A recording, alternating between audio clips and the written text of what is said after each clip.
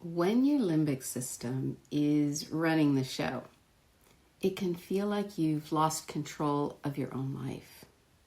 One moment you're calm, and the next you're caught in a swirl of old patterns. Fear, frustration, rumination, self-doubt, or that sinking feeling that things will just never change. And it can be exhausting. It can leave you wondering who's really in charge here, you or your nervous system. And that's why one of the foundational pillars of neural retraining is intentional self-leadership. Learning to lead from your mindful self, that quiet inner space where wisdom and values and choice really live. This is the part of you that can pause, take a breath, and say, I see what's happening, and I get to choose here. I can choose to be present with calm and with peace. I can grow and change. Rebuilding self-esteem is part of that process, because the more you trust yourself to lead, even in small ways, the safer your limbic system feels, and the more it can relax and allow the body to do the work of healing. Here are 5 gentle, real-life ways to begin building that trust. And remember, these are just a few of the tools available. There are so many ways to practice leading yourself with compassion as you heal. So first is letting go of comparison.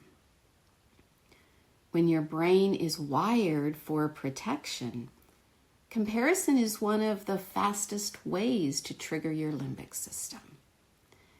Maybe you see someone else's recovery story or success, and you wonder why yours isn't happening faster. But healing isn't a race or a competition. It's a relationship with yourself.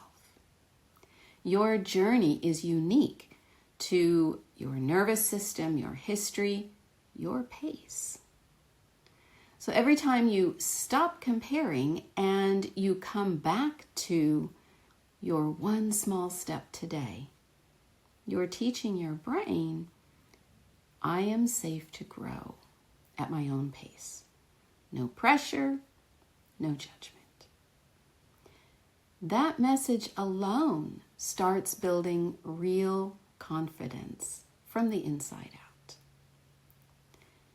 Another way to build self-leadership is to gently step out of your comfort zone. When your limbic system has been triggered, sometimes for a long time, anything new or different can feel like danger. But when you try something new on purpose, something small and even a little playful, you show your brain that new experiences can be safe and even fun. So start small. Maybe drive home a different way, or eat dinner for breakfast, or do something silly, like wearing mismatched socks or wearing your t-shirt backwards, just to prove to your brain that change doesn't mean threat. One of my clients did exactly that. She wore her t-shirt backward one morning and laughed every time she noticed it in the mirror. It sounds so simple, but it helped her nervous system to let go of the need to control and to soften around the idea of change. These little shifts send a big message. It's safe to explore.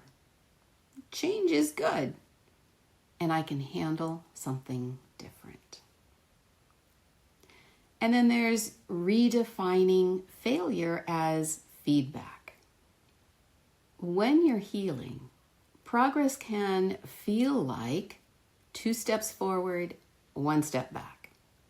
and that can shake your confidence. It can lead to your limbic system resisting the very steps that you're trying to take to move forward in your healing process. But what if every setback was simply information, not a verdict? More like a little bump in the road, not a failure. Every time you stumble, you're still practicing self-leadership. You're still showing up. And that persistence, that willingness to keep choosing again, is what rewires your brain for resilience. You didn't fail. You learned. You adjusted. You led yourself forward.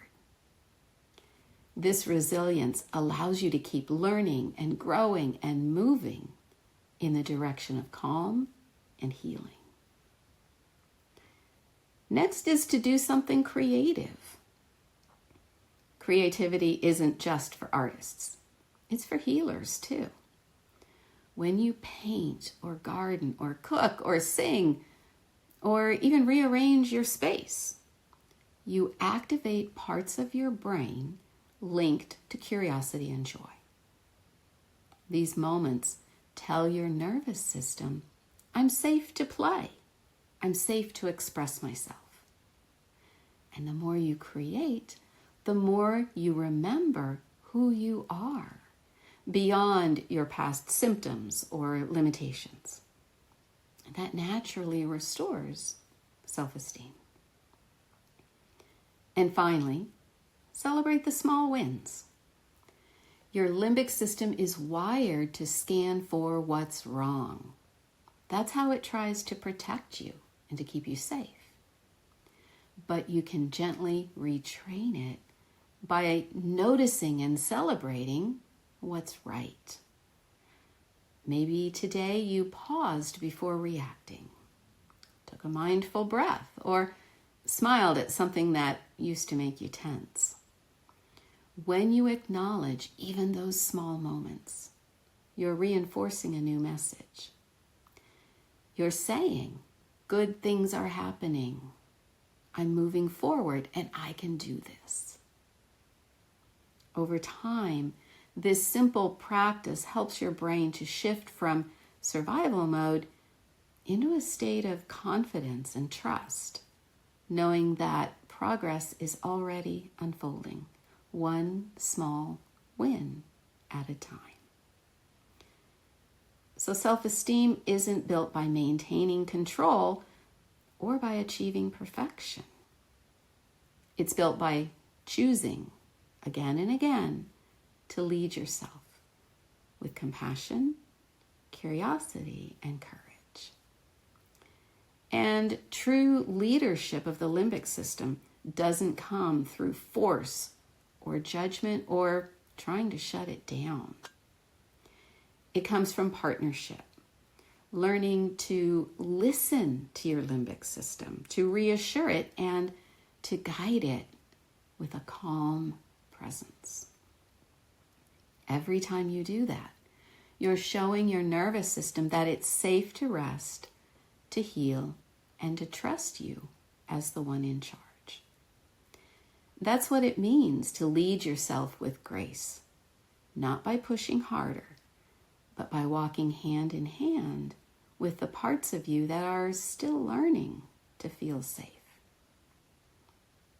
If you'd like to learn more about the 5 principles of neural retraining and how each one supports your healing, you can download my free ebook. I'll link it below. And remember, every time you choose compassion over criticism, you're rewiring your brain for calm and healing. Keep showing up. Your nervous system is learning safety through every small choice that you make. Bye for now, and I will see you in the next video.